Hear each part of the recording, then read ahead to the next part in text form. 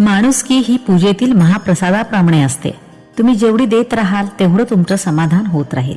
जर तुमचे विचार श्रेष्ठ असतील तर तुमचे हृदय हे देखील कोणत्याही मंदिरापेक्षा कमी नाही.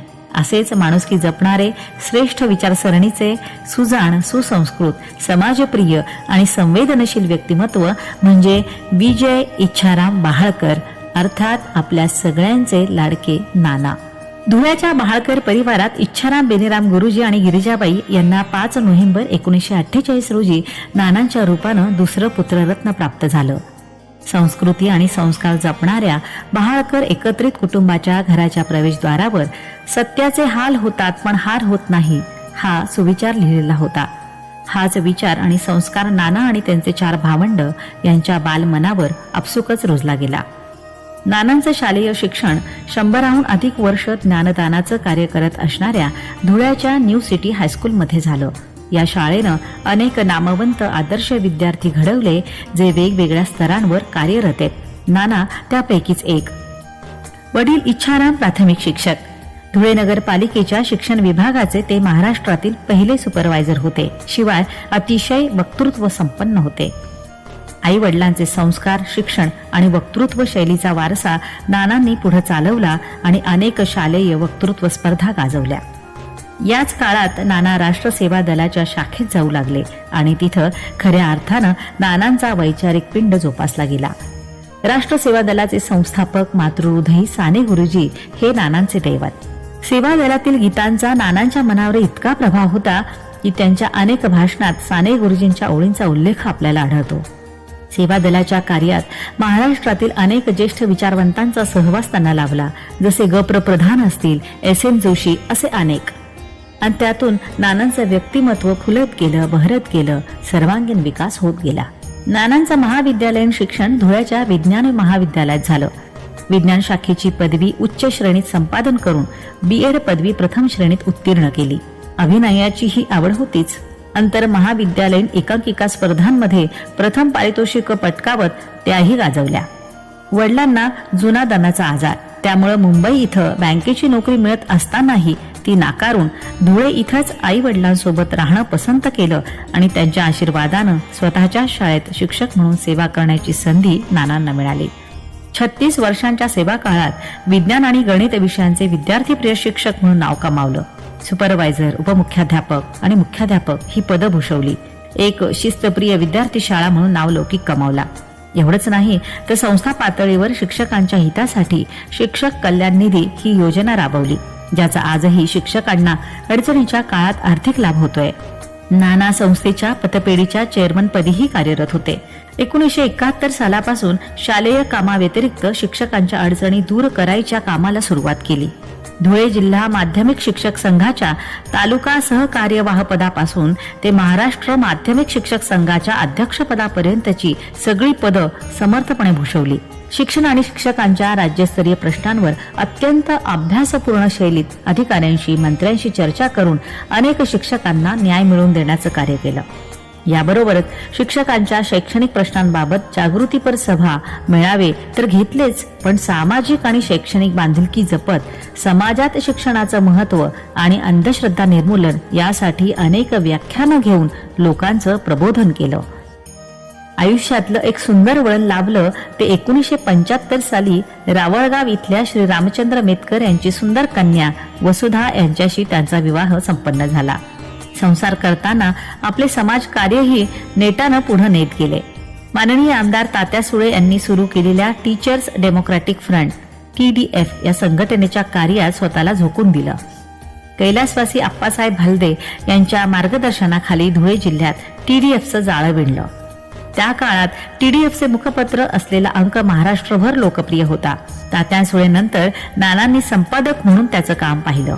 या माध्यमातून शिक्षणाच्या तसंच शिक्षक आमदारकीच्या संदर्भात ज्येष्ठ नेते माननीय शरदचंद्रजी पवार यांच्याबरोबर विचार विनिमय करून मार्ग काढले.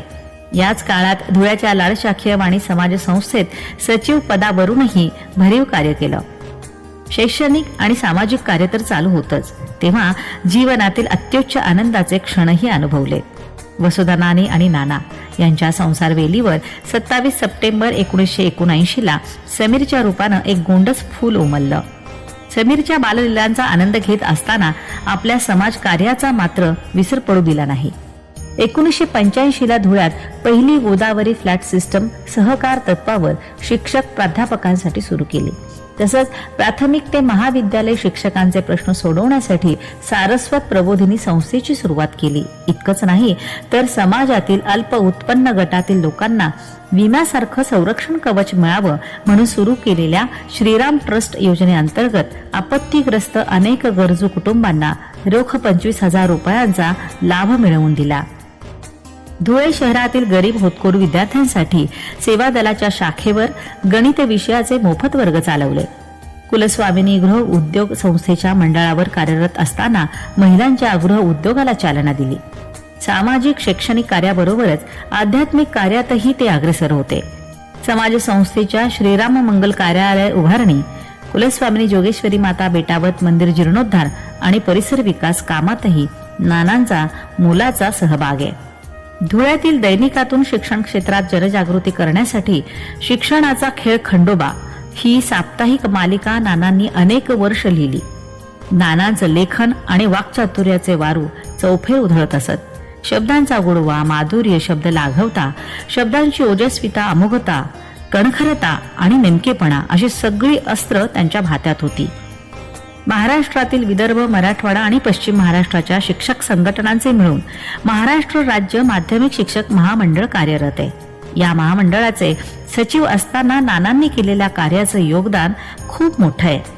त्यांच्या कामाचा उत्साह नेहमी एवढा दांडगा आहे की वयाचं बंधन कधीच त्यांना आडवं आलं नाही.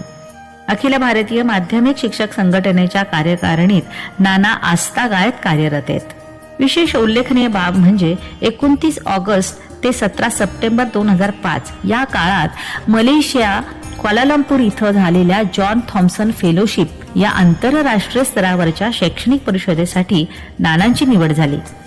तिथल्या सांस्कृतिक परिषदेत आपल्या 2 सहकाऱ्यांसोबत उल्लेखनीय कार्य करत भारतीय संस्कृतीचा ठसा उमटवला आणि त्याच काळात गणेशोत्सव असल्यामुळं 10 दिवसांचा गणपती बसवून मलेशियात बाप्पाचा जय जयकार केला.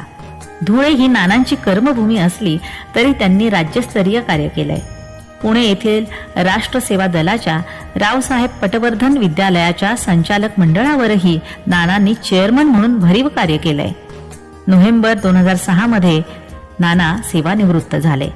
त्यांच्यावर असलेल्या स्नेहामुळे त्यांच्या निरोप समारंभात कैलासवासी आमदार शिवाजीराव पाटील, कैलासवासी आमदार गजेंद्र पुरे, आमदार TF पवार, शिक्षण संचालक देसले, शिक्षण अधिकारी सातोटे, सेवा दलाचे ज्येष्ठ कार्यकर्ते आदी उपस्थित होते. 1 जानेवारी 2007 रोजी नाना कायमस्वरूपी पुण्यात वास्तव्यास आले. इथे येऊनही स्वस्थ बसतील ते नाना कसले. पिंपरी चिंचवडच्या ज्येष्ठ नागरिकांसाठी प्रेरणा ज्येष्ठ नागरिक संघ तसंच प्रबोधन संस्थेच्या उभारणीत देखील नानांचं योगदान महत्त्वपूर्ण असंच आहे. आपल्या जीवन प्रवासात इतक्या व्यस्ततेतून सुद्धा नानांनी कुटुंबासाठीही वेळ दिला. नानींबरोबर 4 धाम, अष्टविनायक, 12 ज्योतिर्लिंग, वैष्णोदेवी या यात्रा तसंच भारतातल्या ऐतिहासिक स्थळांचं दर्शन त्यांनी घेतलं.